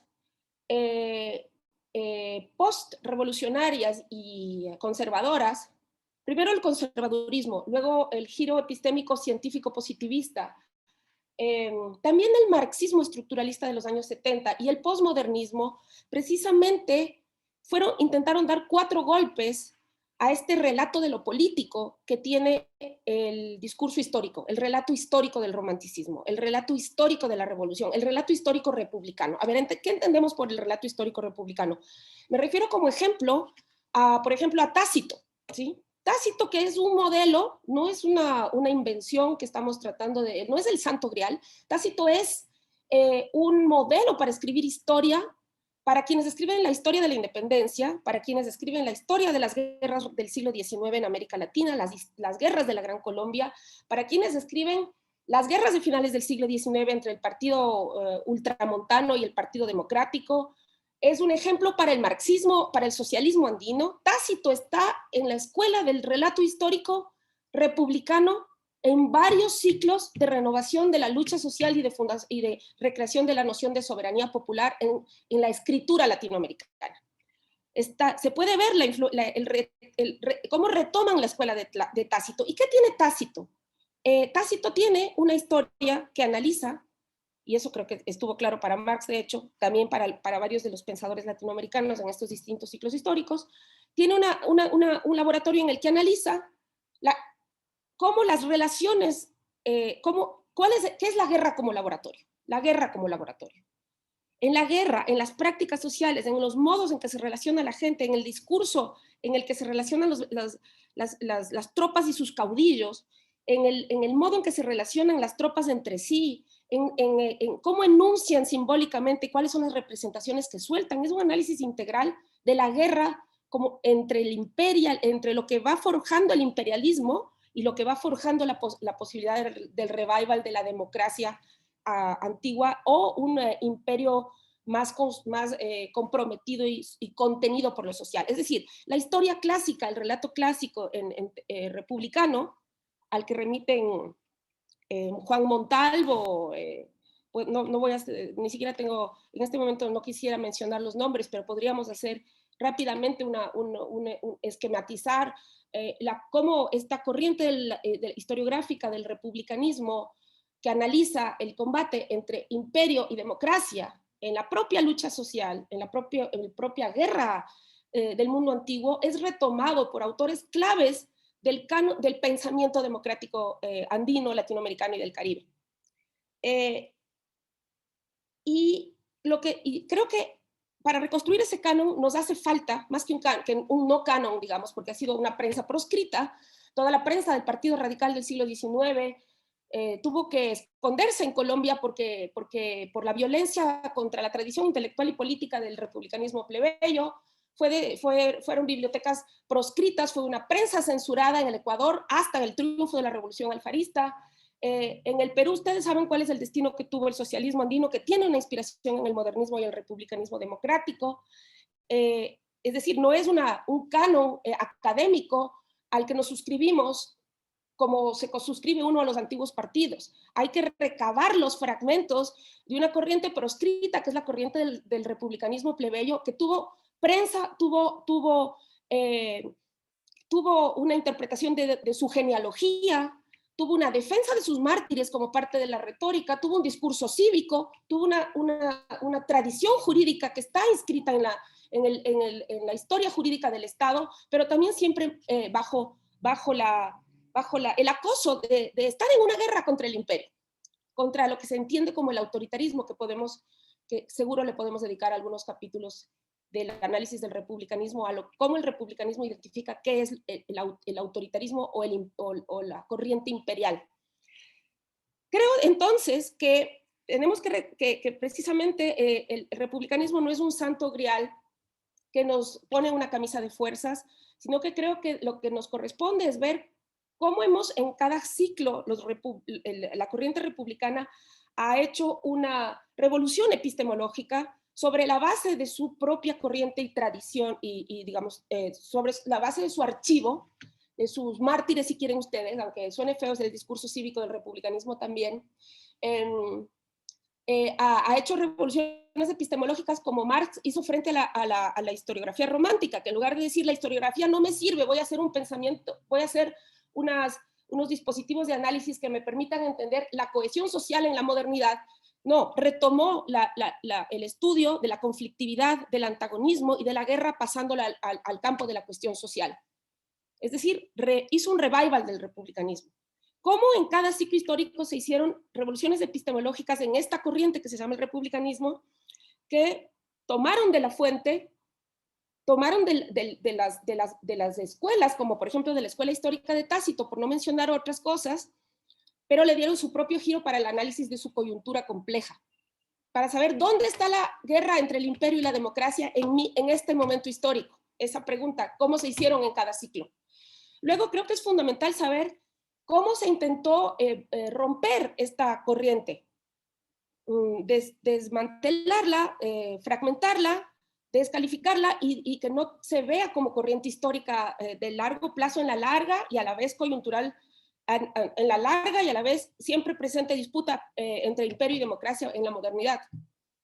Y para eso nosotros con Luciana hicimos una pequeña contribución para pensar dos ciclos que se juntan en el análisis del presente, que es el deseo colonial y es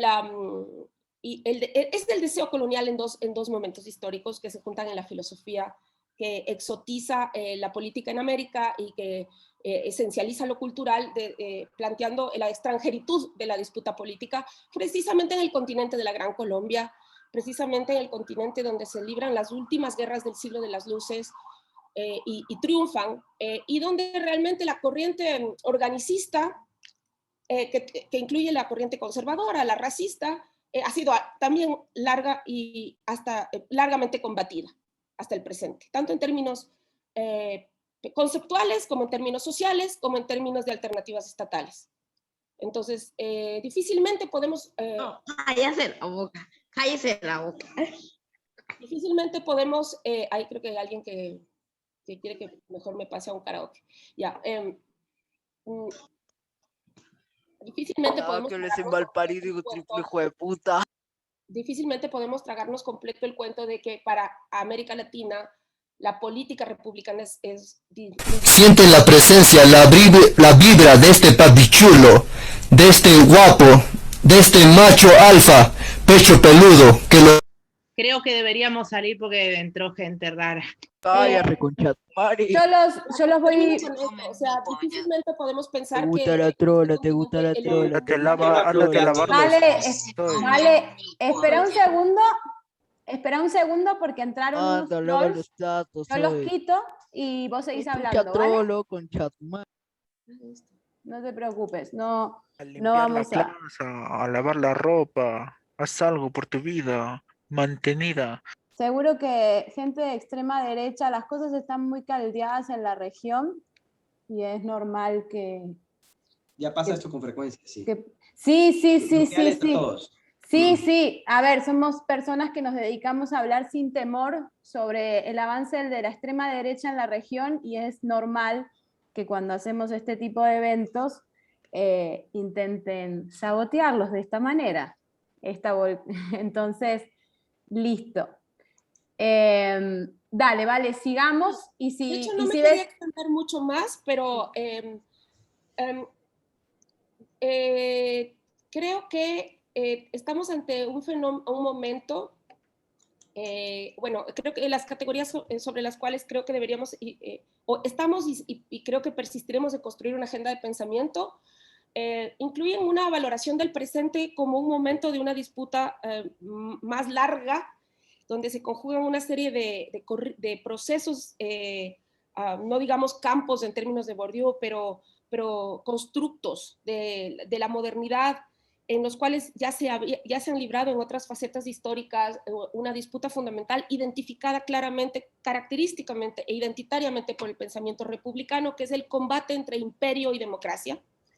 Creo que eso está en el centro es una de las claves para pensarnos republicanos y tener un método republicano de pensamiento, evaluar al mismo tiempo las formas de pensar, las formas de relacionarse, las formas de combatir, como laboratorios para pensar si se está generando en esas dinámicas una lógica republicana o una lógica autoritaria de tipo imperial.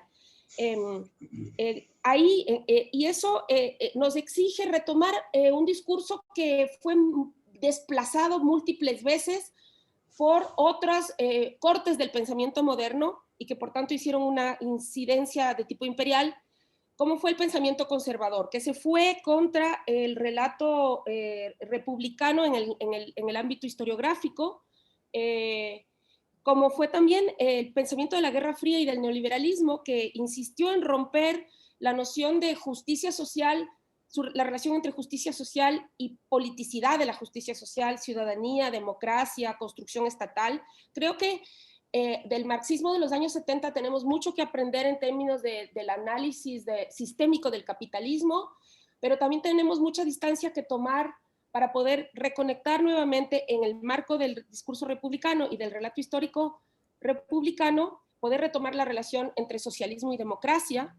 Entonces esas dos cosas, o sea, que ser republicano es, por un lado, entender que la noción de virtud supone un método de conocimiento, que es a la vez de los valores que dan sentido a la acción, y esa acción es una intervención en el mundo secular, que es un mundo secular en donde hay una disputa sobre las relaciones de poder, en donde hay dos corrientes. Este es el esquema, que es el uno el imperio y el otro la democracia. Y por otro lado, que nos toca hacer una revisión de cuáles han sido los giros epistémicos que se han producido en América Latina en el marco de la conflictividad política de distintos ciclos históricos, y dentro de los cuales el canon del republicanismo no es una fuente de un ideal mejor, o sea, no es un ecologismo infantil en ese sentido, sino que es más bien, ha sido siempre en cada ciclo de contienda un esfuerzo por actualizar la noción de guerra entre imperio y democracia que corresponde a cada presente complejo. En este momento estamos en un presente altamente complejo y altamente disputado, por el cual resulta sumamente oportuno el encuentro entre la filosofía democrática de la intervención en el mundo secular y el análisis de los procesos históricos, que es donde se realiza el sentido de tal virtud o la pérdida de tal virtud. Entonces, me parece auspicioso que nos encontremos entre filósofos historiadores bajo el paraguas evocando el republicanismo. Creo que nos corresponde hacer esa reflexión de estos giros en distintos ciclos históricos, debates epistemológicos que han tenido historiadores y filósofos en momentos de combate contra el imperialismo, y nos toca recabar todas las categorías, no dentro de un manual, sino dentro de los archivos históricos de América Latina y del sur global, y también, por supuesto, de las clases en las metrópolis, en las que se han dado sentidos nuevos o sea, se ha seguido construyendo este archivo histórico, muchas veces proscrito.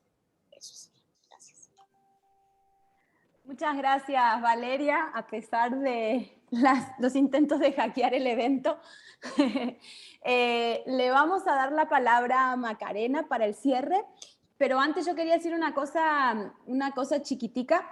También agradecerle a Macarena por esta vocación de armar un libro desde América Latina y el Caribe, un libro con una pulsión americana para repensar el republicanismo, porque muchas veces se suele pensar que el republicanismo es un invento europeo y que nosotros solamente desde América Latina habríamos tenido la voluntad de querer copiar ese supuesto modelo ideal, y sin embargo, lo que pudimos hacer a través de este libro y a través de este reposicionamiento latinoamericano es mostrar todo este archivo histórico de imaginación política republicana, de imaginación política republicana de carácter plebeyo, en el sentido que ha sido construido desde abajo, desde el momento en que en la Revolución de Haití se dijo que todos los ciudadanos en Haití van a recibir el nombre de negros, pues desde ese momento hasta ahora no hemos más que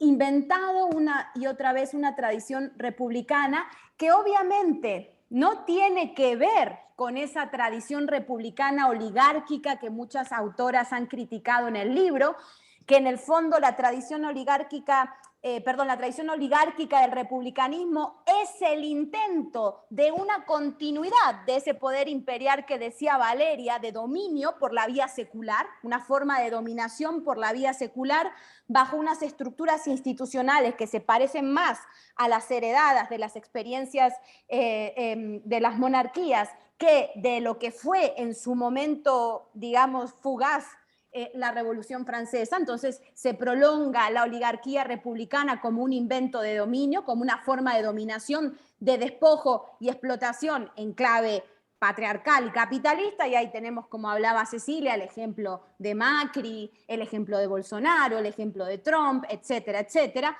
Pero hay todo un archivo que muchas veces nos olvidamos en América Latina de construcción del republicanismo, y aquí voy a citar a nuestro querido Horacio González, como un desajuste, ¿no? El día que falleció Horacio González, Bruno Bostil me envió un texto que había escrito Horacio sobre William Cook, en el que reflexionaba sobre toda la idea del desajuste en lo político, ¿no? Entonces me parece que el uso del republicanismo en el continente americano, y eso éramos muy conscientes en el siglo XIX y en el siglo XX parece que nos olvidamos, funciona como un desajuste. Y es un desajuste de carácter, si se quiere, emancipador. Y me parece que ese coraje tuyo, Macarena, de repensar el republicanismo como ese desajuste y esa posibilidad emancipadora, como decía José, de imaginación política de futuro, me parece que hay una apuesta muy, muy interesante en el libro, que no solamente está tratando de pensar América Latina y el Caribe, sino que está tratando de crear una imaginación política de lo humano. Y cuando hablo de lo humano, no hablo de lo humano como el centro del universo, sino de ese humanismo plebeyo que está en toda la tradición de pensamiento latino, que sería más atrás del Renacimiento, ¿no? Incluso nos podríamos ir al siglo I y II, antes y después de Cristo. Pero bueno, me parecía interesante, al menos es la lectura que yo hice de ese libro y de tu propuesta, de pensar al republicanismo entonces como un lugar incómodo, como sugería Cecilia, pero como un desajuste, ¿no? Y que frente a esta lectura homogenizadora del republicanismo oligárquico, hay todo un republicanismo desajustado que nos invita a pensar una y otra vez en nuestros ciclos históricos la imaginación y la política de futuro en clave emancipatoria, y que muchas veces se le echa tierra a ese archivo del pasado y nos impide pensarnos a nosotros mismos, ¿no? Entonces me parece muy clave, obviamente teniendo en cuenta los claroscuros que con mucha lucidez marcaba Jorge Daniel. Y ahora sí, Macarena, como coordinadora editora de este proyecto.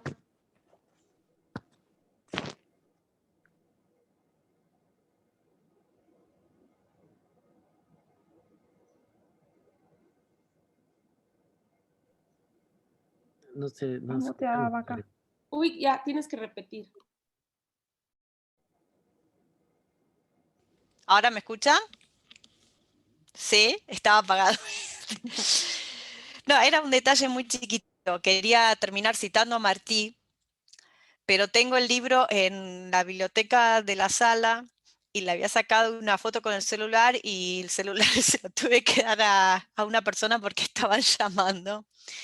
Pero no voy a poder leer la cita, pero reponer por qué me interesaba esa cita. Es una cita del texto del 73 que se llama la República Española ante la Revolución Cubana. Y es un texto en el que se disputa el sentido de república y se lo pone a jugar políticamente para demostrar de qué manera si una comunidad política se quiere arrogar el título de república, tiene que ser inmediatamente antiimperialista. Y con esto yo quiero resaltar la dimensión internacionalista que tiene el republicanismo plebeyo, que creo que hoy es una de, si no la más importante, pero sí una vía muy importante para darle batalla al capitalismo como fenómeno global. Se habló de las fronteras acá y lo que más se destaca el capital en hacer es cruzar las fronteras y usar las fronteras a su favor.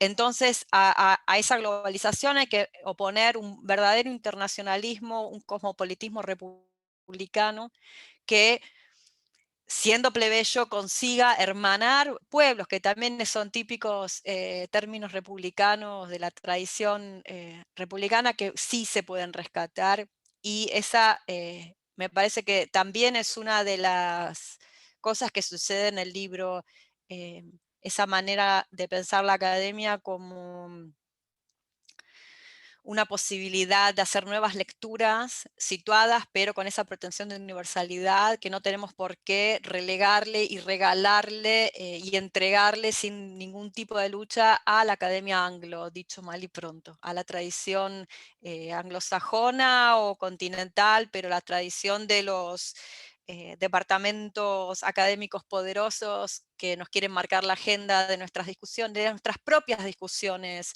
filosófico-políticas y de teoría política y de historia. En ese sentido, me parece que el republicanismo plebeyo también es una manera de entender esa metodología de la que también se habló, que tiene que inundar las prácticas académicas. Por eso también el título del libro, la palabra práctica, no es solamente una referencia a nuestra praxis política en lo político, sino también una extensión de esa praxis política a la práctica académica misma. Y por eso quiero agradecerles y expresarles mi gratitud, porque esto me parece un ejemplo de todo lo que estaba diciendo yo recién. Y la cita de Martí se las voy a tener que deber, hoy no la puedo leer en este momento. Vale, pero no importa, luego la compartimos, la pones en las redes y ahí tenemos la oportunidad de leerla. Todavía nos quedan unos minutitos, no sé si las compañeras que hicieron la exposición, que hablaron muy al principio, les apetece decir algo más. Bienvenidos sean esas reflexiones, o también a las personas que están escuchando este debate, que quieran intervenir diciendo algo, también bienvenidas a esas reflexiones. Bueno, aquí voy a leer esto porque es curioso. Jairo le pregunta a Valeria que cuándo vas a ofrecer ese curso sobre Tácito en América Latina. Ya tenés alumnos de un curso que no existe, Valeria, así que toca la tarea de trabajar en ello. Bien, bueno, además, nada, hay muchas felicitaciones de la gente que ha estado escuchando todas y cada una de las ponencias. Así que nada, les agradecen, los felicitan, enhorabuena, les encantó, etcétera. Así que son mensajes positivos, mensajes optimistas que contrastan con el momento de intervención en el que quisieron boicotear, y a mí me tocó así rápidamente ir detectando quiénes estaban interviniendo y no dejaban hablar a Valeria. Aquí hay una pregunta que es de Helmut Torres Contreras, es ¿cómo podemos construir prácticas republicanas plebeyas en universidades con lógicas corporativistas y neoliberales? Esa es una pregunta dirigida a cualquiera que quiera intervenir con una respuesta. Suena como una pregunta para José Antonio, ¿no? Que se ha dedicado a trabajar esos temas. A la administración universitaria también. ¿Quién? No se escucha si José está...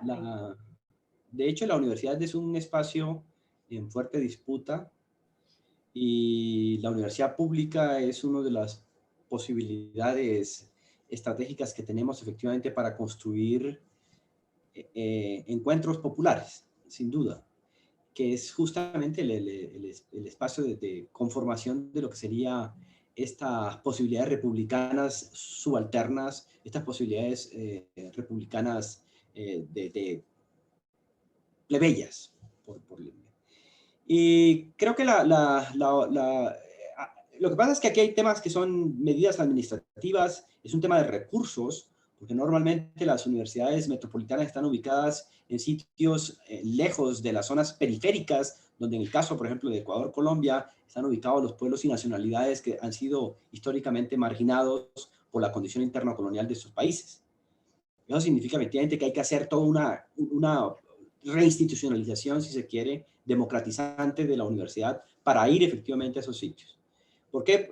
Porque algo que es fundamental es que hay una gran asimetría en el acceso al conocimiento, y esa gran asimetría tiene una directa incidencia en la naturalización y la perpetuación de las asimetrías económicas y sociales. Y yo directamente creo que aquí hay un asunto del cual quiero hacer una breve referencia, es que en las últimas décadas se ha venido tratando de hacer, por ejemplo, un tipo de educación específica para pueblos y nacionalidades, lo cual estratégicamente es muy interesante, pero al hacer una evaluación de esto resulta y sucede que muchos de esos proyectos de educación, bien sea de primaria, secundaria o universidad, en vez de haber logrado realmente transformar las asimetrías, lo que ha ido es perpetuando esas asimetrías a través de un tipo de discurso que se ha creado en estas instituciones, en la cual el otro tiene que seguir siendo un otro. Entonces, ahí hay un problema. Yo creo que el tema de una educación republicana, o sea, una educación universitaria de tipo republicana, justamente se caracteriza por esta incorporación de multiplicidades, de disputas, de proyectos en conversación, y tratar efectivamente de buscar este tema de la igualdad, que es lo que me parece a mí que es fundamental. La igualdad en el ingreso, pero también la creación de las mejores condiciones de calidad para el egreso. Entonces, eso es una pelea estratégica muy fuerte, que me parece que además debe estar claramente enfocada hacia las grandes limitaciones que plantea el Estado, pero también las grandes limitaciones que ha planteado los sectores intelectuales, que han estado mucho más vinculados hacia el posmodernismo y hacia un tipo de interculturalidad de tipo neoliberal. Entonces, ahí hay mucho que reflexionar, pero eso me parece que es un punto estratégico realmente, y donde realmente el discurso republicano creo que puede dar muchísimo. Yo agregaría una cosita, no sé si sería absolutamente republicano lo que estoy diciendo, pero por lo menos en algún aspecto sí lo es, que es, no puede haber ninguna transformación en nuestras prácticas académicas, sobre todo en disciplinas con tendencias tan intelectuales como las nuestras, si no hay una reflexión constante sobre las condiciones materiales en las que estamos produciendo conocimiento, desde nuestras propias condiciones laborales, familiares, y de género, clase y de racialización, etcétera, de estatuto migratorio, o sea, nuestras propias condiciones materiales y las condiciones materiales en las que está, como decía recién José, asentada incluso la universidad como edificio, a quienes deja entrar, incluso en los países como en Argentina, en los que hay un acceso más abierto a la educación superior que en otras comunidades políticas. Pero poner en el centro de nuestra reflexión, que cualquier reflexión filosófica que estemos haciendo esté acompañada por esa reflexión sobre, no sobre sí misma, sino sobre las condiciones en las que estamos hablando, que esto excede también a hablar del lugar de enunciación, es lugar de enunciación, pero en la medida en que esté inserto en esas relaciones sociales. Me parece que esa es una buena manera de empezar también a desarmar la postura del intelectual como aquel que está más allá de lo social y puede acceder a una verdad, que también es lo que ocurre con muchas tradiciones republicanas que vienen a... Lo del Santo Grial creo que venía un poco por ese lado, ¿no? Por ahí iría una respuesta viable, me parece. También una respuesta interesante es qué propone cada persona que está en la universidad hacer desde su propia inserción en esa producción, en ese lugar laboral.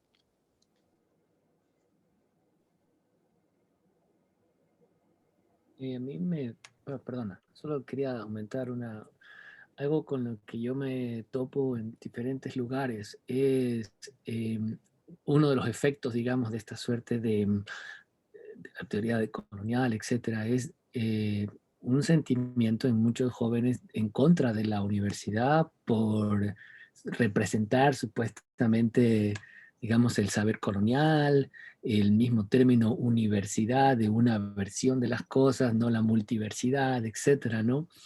Y entonces yo pienso que cuando trabajamos con estudiantes, al menos me ha parecido a mí necesario como evidenciar la contradicción que existe en eso cuando la autocrítica hacia el saber universitario se transforma más bien como en una suerte de reproche o negación de lo que la universidad debe ser o cómo puede devenir popular, sino simplemente cuestionando cómo la universidad ha sido, que lo ha sido, ¿no? En muchos lugares, reproductora, digamos, de saber colonial, pero que esa no es la naturaleza de la universidad, sino que incluso uno de los efectos de esta suerte, digamos, de colonialidad es hacernos creer que no vale la pena, vamos a decirlo así, inscribirnos en el legado de la lucha por la democratización de la educación superior o por la transformación de la universidad como espacio de saber y conocimiento que todos debemos defender, digamos, ¿no?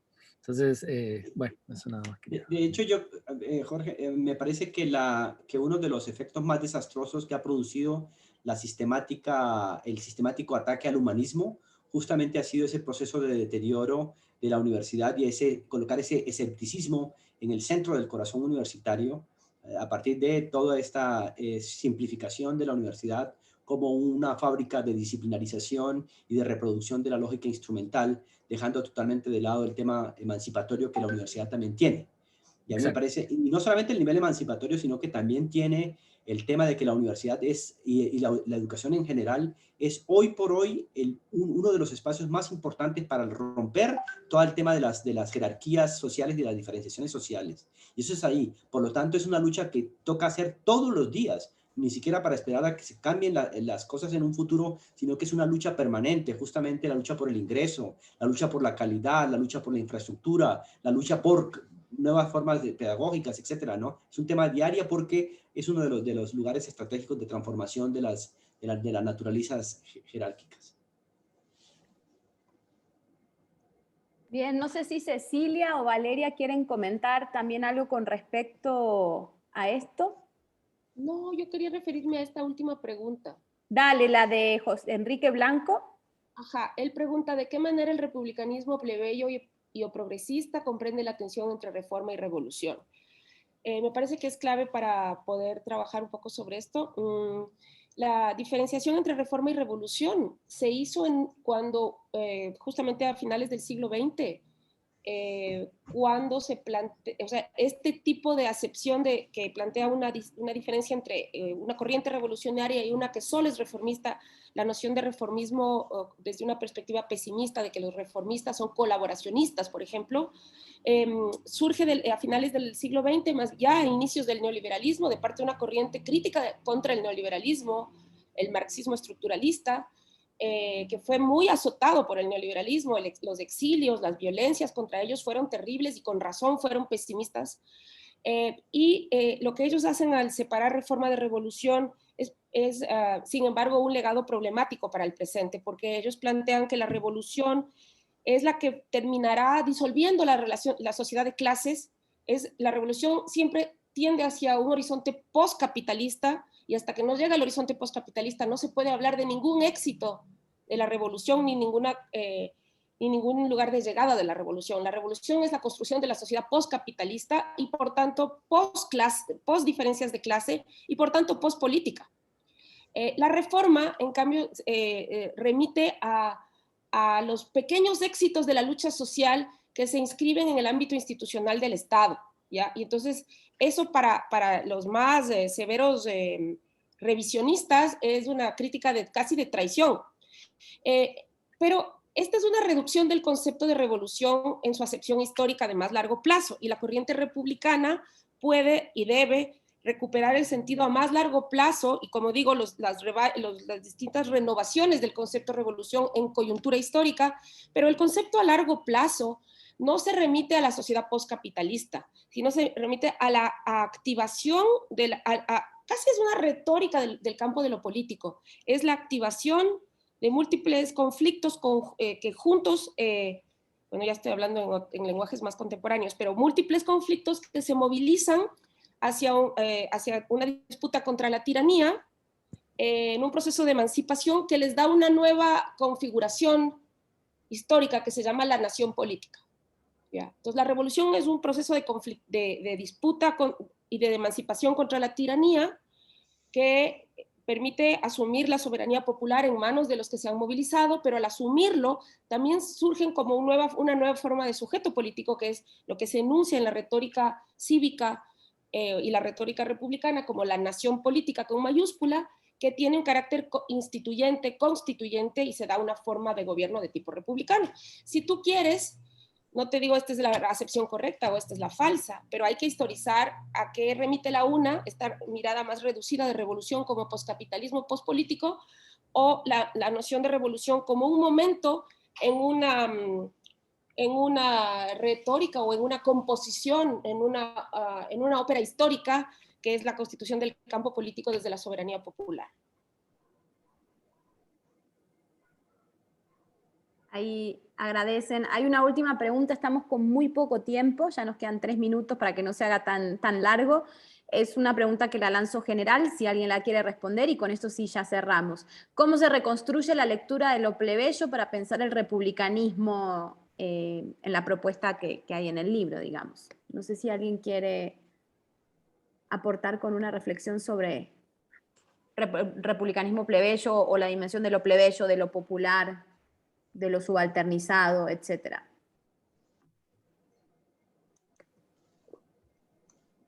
Solo 2 pequeñas claves. O sea, lo primero que es que desde esta perspectiva del libro y hay varios trabajos que se han dado antes y se están dando hoy otra vez en múltiples espacios.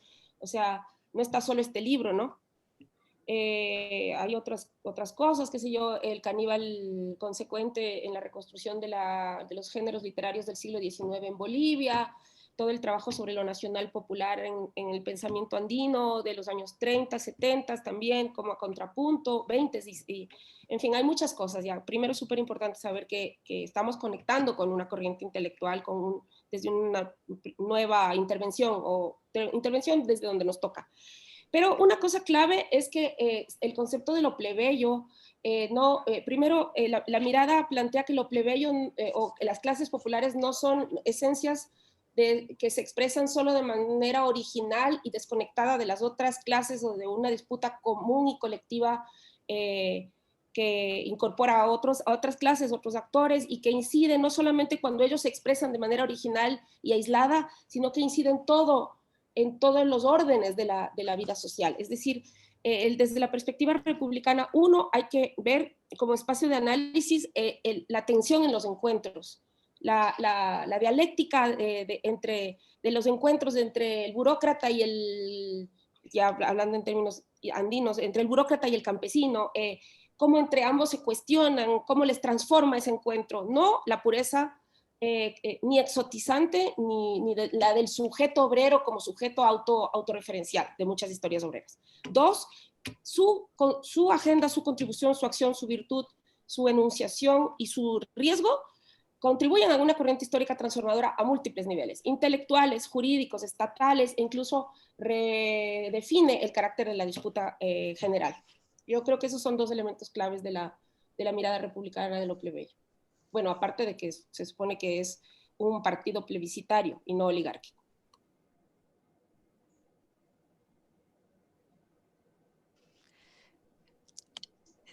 Agregaría una tercera, es excelente todo lo que dice Vale, y escucharles aprender continuamente. Además, la apertura histórica de eso que es plebeyo, por contraposición a cerrarla a priori en lo que qué debe ser y qué atributos debe tener un sujeto histórico colectivo. Es, además de anticiencialista, esta lectura señala a la historia, como estuvieron señalando todos ustedes, pero además es su carácter de apertura y de impureza. Y nos hace por fin soltar esa nostalgia por un sujeto puro que puede encarnar una lucha heroica sin ningún tipo de debilidades y como si fuera, bueno, esta esencia del bien y de la verdad que inexorablemente tiene que triunfar. Hay que amigarnos con el hecho de que nosotros mismos podemos considerarnos plebeyos en un momento y luego al día siguiente seremos respecto del lugar que ocupemos en las relaciones sociales. Y abrazar esa impureza y esa apertura me parece que es una consecuencia de lo que está diciendo Valeria.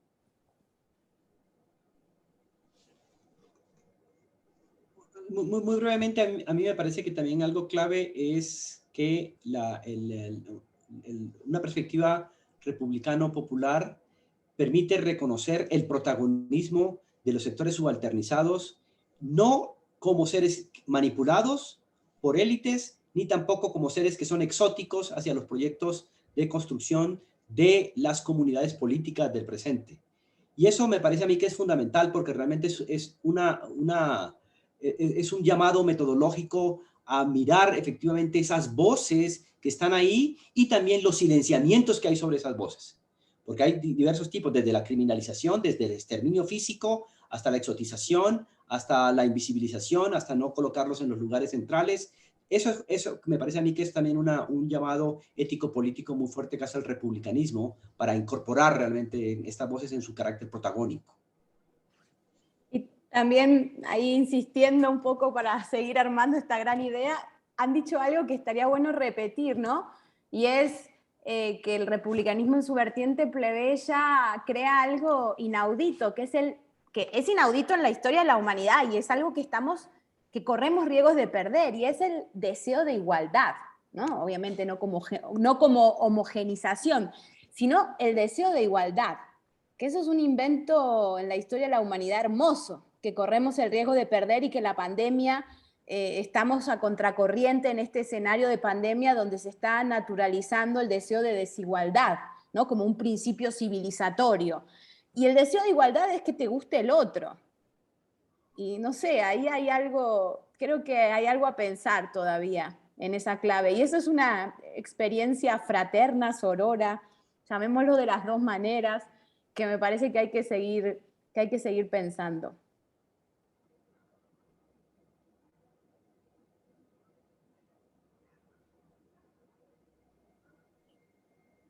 Vale, pues poético y emancipador, vale. Bueno, no sé si quieren, si les parece, Cecilia, no te escuchamos en la parte de las intervenciones, no sé si quieres decir algo para cerrar, que te escuchamos muy a lo lejos al principio. Porque tengo bastantes cortes en la conexión, pero los seguí. No, agradecerles mucho, está maravillosa esta discusión, así que agradecerles mucho la invitación e invitarles a todos los que están acá a leer el libro. Vale. Bueno, nada, felicitaciones a la coordinadora y a ustedes por estar aquí y por leer el libro y por hacer estos comentarios tan lúcidos sobre el aspecto dialéctico de la República o de las teorías republicanas. Así que nada, un abrazo fuerte para todos. Gracias. Un abrazo. Chao a todos. Chao a todos. Fuerte abrazo. Abrazos. Chao.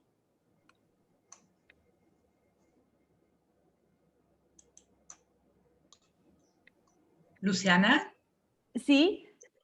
Hola, Fabiana Erasum, de la Universidad Nacional del Comahue. ¿Cómo estás? Hola, Fabiana, ¿qué tal? ¿Cómo estás? Bien, las hemos leído, estamos trabajando un proyecto de investigación sobre republicanismo. Ah, qué bueno.